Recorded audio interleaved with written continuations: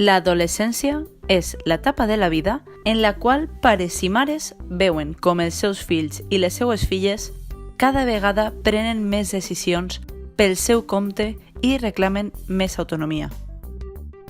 Ara volen fer-ho tot amb els seus amics i les seues amigues. Això genera incertesa a les famílies. Amb qui s'estaran ajuntant? On estaran anant? Què estaran fent? El temps lliure de les persones adolescents es pot desenvolupar en activitats i amb companyies sanes. Els centres juvenils d'oci educatiu per a adolescents són llocs on aquests es troben.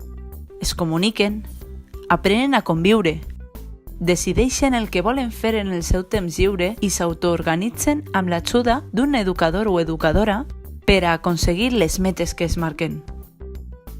Així se socialitzen i s'eduquen en valors, com el respecte, l'amistat, l'autonomia, el diàleg i la reflexió.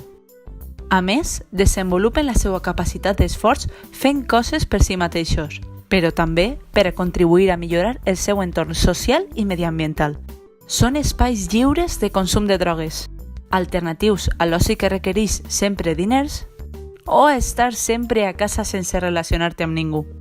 En els centres juvenils d'oci educatiu per a adolescents s'aprèn a participar participant i s'adquireixen valors instrumentals per a la integració futura en la societat.